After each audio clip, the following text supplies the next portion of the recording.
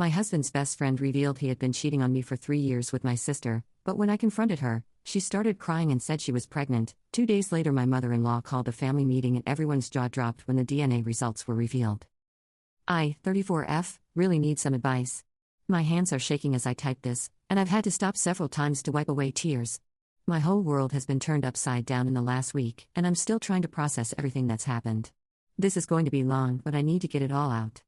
My husband Jake, 36M, and I have been married for 8 years. We have 2 beautiful children together, Emma, 6F, and Lucas, 4M. Up until last week, I thought we had the perfect marriage.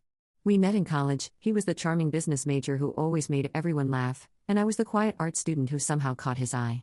Our wedding was like a fairy tale, and I still look at the photos sometimes, remembering how happy and innocent we were. Jake would surprise me with flowers every month on the date we first met, and he never forgot a single anniversary or birthday. Jake was attentive, loving, and an amazing father. We rarely fought and always made time for date nights. Every Friday, without fail, he'd come home with takeout from our favorite Italian place and a bottle of wine. We'd put the kids to bed early and spend hours just talking and laughing like we were still those college kids who fell in love. He'd tell me about his work drama, and I'd share funny stories about the kids. Sometimes we'd dance in the living room to the same song we had our first dance to at our wedding. I used to think we were the couple others envied. Now I realize we were just really good at pretending. My younger sister Sarah, 29F, was also a big part of our lives. She would babysit the kids often and came over for family dinners at least twice a week. Everything changed when Mike, 35M, Jake's best friend since college, came over last Friday night. Jake was working late at the office, or so I thought, and Mike seemed really agitated. He kept pacing around our living room after I let him in, saying he needed to tell me something important. I could tell he had been drinking. After some hesitation, Mike finally broke down and told me that Jake had been having an affair with my sister Sarah for the past 3 years. Apparently, Mike had caught them together multiple times but kept quiet because Jake was his best friend. He said he couldn't live with the guilt anymore, especially after seeing how Jake and Sarah acted at our daughter's birthday party last month. I didn't want to believe it at first. Jake and Sarah? It seemed impossible. But as Mike talked, memories started flooding back, all the signs I'd ignored. The way they danced together at family parties, always a little too close. How Sarah would touch Jake's arm when she laughed at his jokes. The work emergencies that seemed to happen whenever Sarah was having relationship troubles and needed someone to talk to. I remembered one night about a year ago when I came home early from a girls' night out because I had a migraine. I found them sitting unusually far apart on the couch, both looking flushed. Sarah made some excuse about feeling sick and left quickly. Jake said they'd just been watching a movie while waiting for me to get home. I believed them because I wanted to believe them. What kind of person suspects their husband and sister of having an affair? But then Mike showed me text messages between him and Jake where Jake was bragging about his side action and asking Mike to cover for him. There were even a few pictures of them together that made me sick to my stomach. The timestamps showed this had indeed been going on for years. I confronted Sarah immediately. The 15-minute drive to her apartment was a blur of rage and disbelief. How many times had she sat at my dinner table, played with my children, hugged me and told me she loved me, all while sleeping with my husband? Every memory of the past 3 years suddenly felt tainted, poisoned by their betrayal. My hands were shaking so badly I could barely text her that I was outside. We need to talk. Now. When she didn't respond immediately, I started calling her repeatedly. Finally, I heard movement inside her apartment. I drove to her apartment that night, pounding on her door until she opened it. When I showed her the evidence, she broke down crying and admitted everything. But then she dropped another bombshell. She was 2 months pregnant, and she claimed Jake was the father. I felt like I was living in a nightmare. My sister and my husband had betrayed me in the worst possible way, and now there was going to be a baby? I could barely drive home through my tears. When Jake finally came home around midnight, I was waiting for him with my evidence. He tried to deny it at first, but when I mentioned Sarah's pregnancy, the color drained from his face. The next 48 hours were a blur of crying, screaming, and trying to keep it together for our kids. I couldn't eat or sleep. Every time I closed my eyes, I saw those pictures Mike had shown me. Jake tried to sleep in our bed the first night, but I locked him out of the bedroom. He spent the night pounding on the door, alternating between angry threats and tearful apologies. The kids knew something was wrong. During breakfast the next morning, Emma asked why Daddy had been yelling. I told her we were having a grown-up disagreement, but she's too smart for that. Is it because of Auntie Sarah? She asked innocently. I saw her kissing Daddy in the garage last week. My coffee mug slipped from my hands and shattered on the floor. Jake, who had been hovering in the doorway, turned white as a sheet. I sent the kids to play in their rooms while I confronted Jake about Emma's revelation. He broke down completely, admitting that they had gotten careless lately. The garage incident wasn't the only time they'd risked being caught. They'd been meeting in our house while I was at yoga class, in Sarah's apartment while I was grocery shopping, even in his office after hours. Each new detail felt like a fresh stab to my heart. I called my parents and Jake's parents to tell them what happened. My mother-in-law Martha was especially devastated. She had always treated Sarah like another daughter. But then she did something unexpected. Martha called for a family meeting at her house. She insisted everyone come, me, Jake, Sarah, my parents, Jake's siblings, even Mike. Her voice was shaking when she called me, but there was steel behind it. No excuses, she said. Everyone needs to be there. She'd always been the family matriarch, the one who hosted every holiday and mediated every dispute. But this time felt different. There was something in her tone that made my stomach clench. When we arrived, she had arranged the living room like a courtroom. Everyone had assigned seats, Jake and Sarah on opposite sides of the room, me between my parents, Mike by the window. Martha stood in the center, clutching a manila envelope like it contained a... In a way, it did. The tension in the room was suffocating. Sarah couldn't meet anyone's eyes, while Jake kept fidgeting with his wedding ring, a nervous habit he'd had since our wedding day. When we arrived, Martha revealed that she had arranged for rush DNA testing. She had suspected something was going on for months and had been collecting DNA samples from Jake and Sarah's drinking classes at family gatherings. She just needed confirmation of the affair before saying anything. The DNA results changed everything. Martha stood in her living room, hands trembling as she held the papers. I'll never forget the look on her face, a mixture of fury, heartbreak, and determination. She had always been the family's backbone, the one who kept everyone together through thick and thin. Now she was about to blow everything apart. Not only was Jake not the father of Sarah's baby, but the test revealed something even more shocking: Jake wasn't the biological father of our son Lucas either. Update 1: The room exploded into chaos. Jake leapt to his feet, knocking over a coffee table in his rage. "You whore!" He screamed at me, his face contorted with fury. Sarah was wailing in the corner, mascara running down her face as she kept repeating, "I'm sorry, I'm so sorry." My mother tried to step between Jake and me, while my father stood frozen, looking like he'd aged 10 years in 10 seconds. After Martha revealed the DNA results, Jake started screaming at me, accusing me of being the cheater. Sarah was sobbing uncontrollably in the corner. My parents were trying to calm everyone down while Jake's siblings just stared in shock. I was completely blindsided by the revelation about Lucas. I have never cheated on Jake, ever. I demanded to see the DNA results myself, and that's when we discovered something Martha hadn't noticed at first. The genetic markers showed that Jake and Lucas shared enough DNA to be related, but not as father and son. It took us a few minutes to piece it together, but then it hit me. Jake's brother Tom had been staying with us for a month around the time Lucas was conceived. Tom had moved in temporarily after his divorce, and Jake had been traveling a lot for work during that period. But I had never been intimate with Tom. I would remember that, wouldn't I? That's when Mike spoke up again. He revealed that during that time, Tom had confided in him about drugging me one night when Jake was away. I felt physically ill as memories of a strange dream from that period came flooding back. I had woken up feeling disoriented but convinced myself I had just been really tired.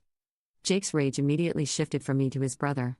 Tom tried to run, but Jake's other brother caught him before he could leave. The police were called, and Tom was arrested for sexual assault. I broke down completely, finally understanding why Lucas had always looked so much like his uncle. All those comments at family gatherings about how Lucas must have gotten his green eyes from a distant relative, Tom had been sitting there the whole time, knowing the truth. I remembered how he'd always insisted on buying Lucas extra presents at Christmas, how he'd tear up sometimes watching him play. I thought he was just being a loving uncle, still grieving the family he'd lost in his divorce. Now I realized he'd been watching his own son grow up from the sidelines, too cowardly to confess his crime. The police found evidence on Tom's computer that he'd done this to other women. There were photos, videos, even a diary where he documented his assaults like trophies. Reading the police report made me physically ill. How many lives had he destroyed while maintaining his image as the charming, successful older brother? Jake was devastated. He'd looked up to Tom his whole life, even named him as Lucas's godfather. The guilt of that decision was eating him alive. Sarah took advantage of the chaos to admit that her baby's real father was Mike. They had been having their own affair for months, and she had only claimed it was Jake's baby out of panic when I confronted her. Update 2: It's been 2 weeks since that horrible family meeting, and I'm still trying to process everything. The police are investigating Tom, and I've been working with a victim advocate to press charges. Several other women have come forward with similar stories about him, and it looks like he'll be going away for a long time. Jake and I are in counseling, trying to figure out how to move forward. He's devastated by his brother's actions and feels guilty about not being home more during that period. We're also dealing with his infidelity with Sarah, which hasn't been forgotten despite everything else that happened.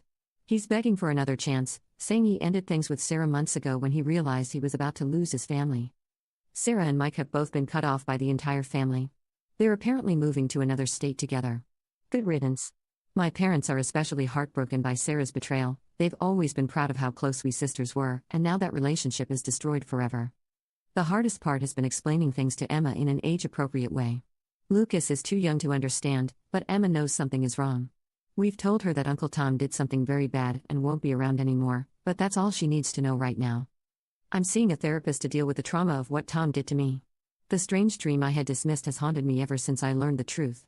I've been having nightmares and panic attacks, but I'm trying to stay strong for my kids. Update 3. 6 months have passed, and I finally feel ready to share another update. The nightmares haven't stopped completely, but they're less frequent now. I dream about Tom sometimes, about that night I can barely remember. In therapy, we've been working through the trauma with EMDR treatment. It helps, but some days are still harder than others. The trial preparations have been grueling. The prosecutor warned me that Tom's defense team would try to discredit me, suggest I was a willing participant who changed my story after the affair came to light. But the evidence against him is overwhelming. 5 other women have come forward with similar stories. Each testimony is like looking in a mirror, the same tactics, the same manipulation, the same violation of trust. Tom's wife from his first marriage reached out to me privately. She had suspicions back then but could never prove anything. Now she blames herself for not speaking up sooner. Jake has been surprisingly supportive through the legal proceedings, despite our separation. Maybe it's guilt over his own betrayal, or maybe he's trying to make amends in the only way he can. He's been attending therapy too, finally confronting his own childhood trauma that he says led to his infidelity. Part of me wants to understand, to forgive, but another part knows that some bridges can't be rebuilt once they're burned. Tom's trial is set for next month, and the prosecutor says they have a strong case with all the other victims who have come forward. I'll be testifying, even though I'm terrified of facing him in court. Jake and I have separated.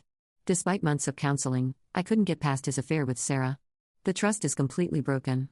He's still an amazing father to our children, and we're working on co-parenting peacefully, but our marriage is over. Sometimes love just isn't enough to overcome betrayal. Lucas is doing well, though I worry about how we'll eventually explain everything to him.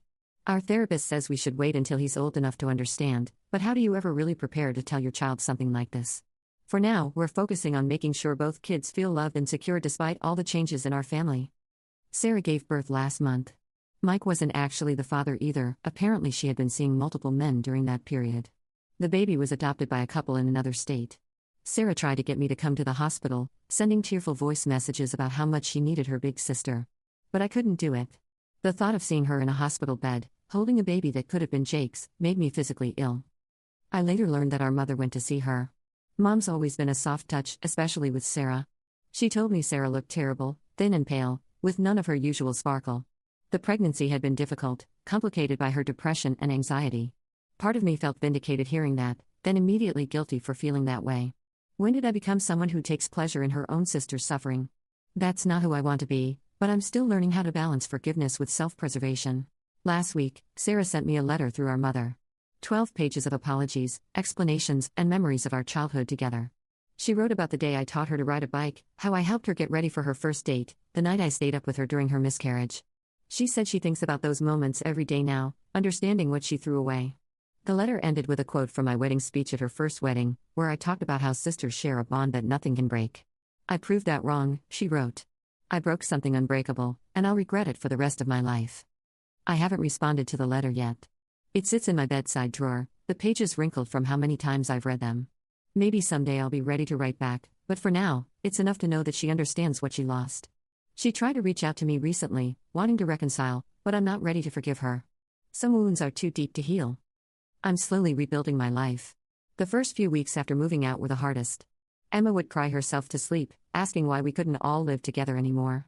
Lucas kept drawing pictures of our old house, with all of us standing outside smiling. Those crayon drawings broke my heart every time. But gradually, things started to improve. The kids began to adjust to our new routine. They have their own rooms in our new house, which they've decorated exactly how they want. Emma chose a princess theme, complete with a canopy bed and twinkling lights. Lucas went with a space theme. We spent an entire weekend painting planets and stars on his walls. I've started dating again, very carefully and quietly. Nothing serious yet, but it feels good to know that I haven't completely closed my heart off to the possibility of love. My therapist says that's a healthy sign, though I'm in no rush to trust anyone completely again. I've gone back to school to finish my degree, something Jake always discouraged. The kids and I moved into a cozy new house, and for the first time in months, I'm starting to feel hopeful about the future. It's not the life I planned, but maybe it's the life I needed to find my own strength. Looking back at everything that happened, I'm amazed by how many secrets one family can hold. Every photo album tells a different story now. That Christmas where Jake and Sarah sat next to each other at dinner, their secret affair already months old. The family vacation where Tom played with Lucas in the pool, knowing he was actually holding his son. My birthday party last year where Mike got drunk and almost spilled everything. Now I understand why Jake suddenly suggested he should drive Mike home. They say time heals all wounds, but I think some scars stay with you forever. They become part of who you are, reminders of how strong you had to be to survive. I'm not the same trusting person I was before all this happened. I check my kids' phones now, install security cameras, ask too many questions. My therapist says it's normal to be hypervigilant after trauma, but I need to find a balance between protection and paranoia. The hardest part is watching Lucas grow up looking more like Tom every day. Sometimes I catch myself searching his face for signs of the man who violated me, then hating myself for doing it. He's innocent in all this, they both are. Emma still asks about Auntie Sarah sometimes, wondering why she moved away without saying goodbye. I tell her that sometimes grown-ups make mistakes that can't be fixed with just an apology. I hope someday they'll understand why our family had to change, but I also hope they never have to experience pain like this themselves. The perfect marriage, the close sister bond, it was all an illusion. But I'm no longer afraid of the truth, no matter how ugly it might be. I'm teaching my children that it's okay to walk away from toxic relationships, even when they're with family. Some people will say I should try harder to forgive, but I've learned that protecting your peace is more important than protecting appearances. Thank you, Reddit, for being there through this journey. Your support helped me find the courage to make hard decisions and stand up for myself. To anyone else going through something similar, you're stronger than you know, and it's never too late to start over.